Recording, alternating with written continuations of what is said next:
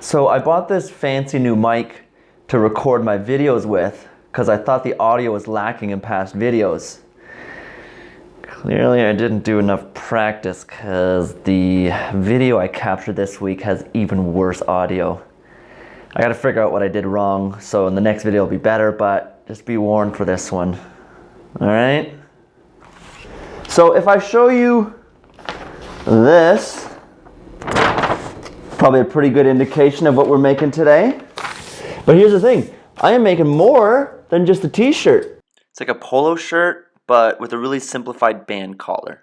You'll see. Okay, pin up, cut out. You've seen this part a million times, so fast forward. As you wish, buddy. Also maybe reduce the exposure next time. Anyways, on with the project. All right, Melly, talk to me. The first step was to sew on the front placket. And once again, I was using a reference video. Okay. That I can do. That I can do, Melly. Talk to me, Mel. What's next? I have that center fold of the placket with the center fold of my shirt. All right, you get the drift. Fast forward. Big fan of the time lapse, I see. Anyways, Melly's instructions were pretty straightforward and I got it done quickly. Thanks, Mel. Bam. That's a placket. Shoulders. Next up was the collar. Step 1 was to measure. 18 with a little overlap. I measure my own neck right now. It is at a little bit of extra. Ooh, oh boy, the math doesn't quite add up here.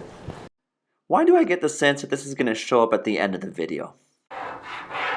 Using my bad math, I drew out a pattern based on my earlier Googles and came up with the following.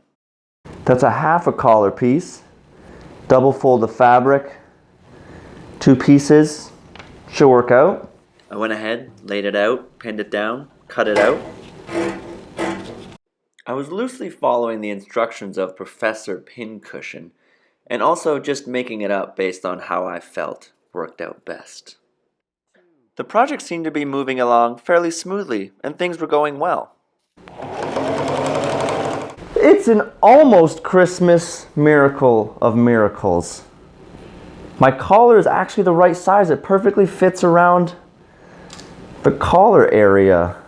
Finally, a project with no hiccups. Ah, damn it, I shouldn't have said that. I just cursed myself. Got a little too excited there too quick. What you're seeing me do right now is undo the collar because I sewed it, some bubbly areas, so I undid it, and then somehow miraculously my collar just got shorter. So I gotta undo it a second time. Let's try this again. Come on now. Clearly the third time wasn't the charm either. Let's not get mad again like I did in that last video. Alright, 4th time's a charm.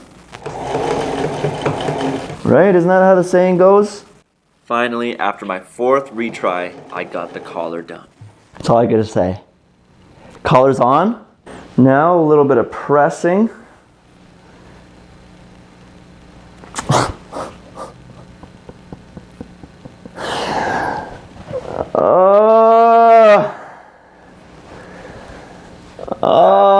Cornelius.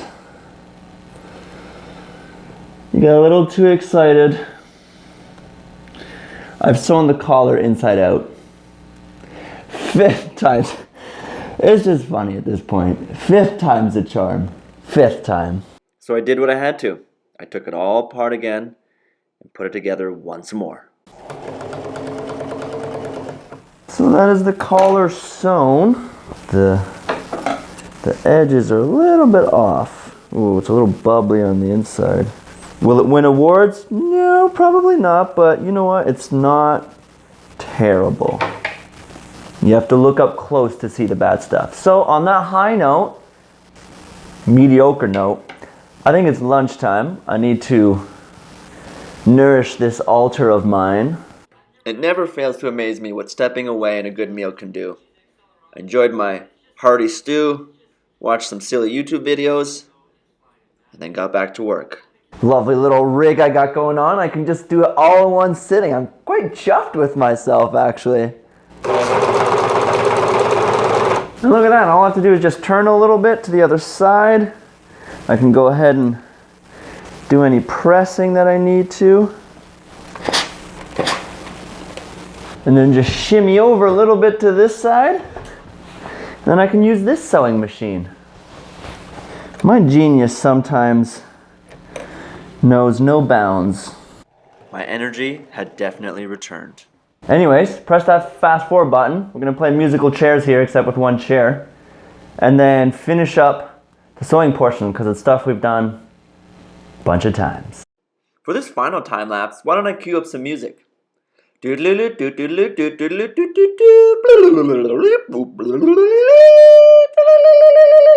Final step, putting closures on there, and I'm gonna put these little, I don't know if you can see it, snaps, so they snap shut. The reason I'm using snaps is so that way you don't see anything on top here and it stays all real minimalist looking. And it definitely doesn't have anything to do with the fact that the band for my collar is too small and I can't fit buttonholes there. That is not the reason why I'm using these snaps. Man, this is a tedious process. Well, good thing we don't have to show it all. Let's skip ahead to trying this shirt on. Let's tuck it in, because that's how ya boy wears his shirts. I'm ready for the priesthood now. All I need is put a black coat on top. I may have just made myself a shirt that I may wear around the house. I don't know if I'm ready to take any of this stuff outdoors yet, but you know what? I'm okay with it. Post commentary starting. First and most importantly, the collar is much too big. It is also very weird looking. It sits kind of odd. It's got weird ripples and bubbles in it. The sleeves themselves sit really far out, but that could also just be because it's a very heavy fabric that I was using.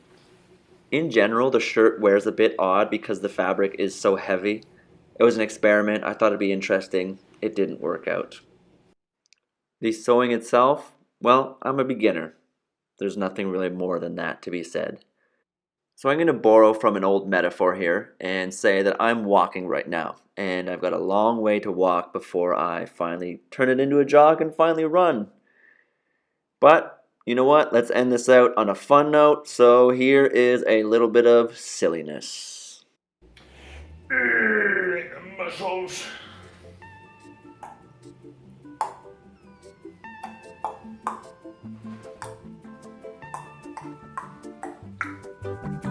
Mama was queen of the mambo, Papa was king of the Congo. Deep down in the jungle, I started banging my first bongo.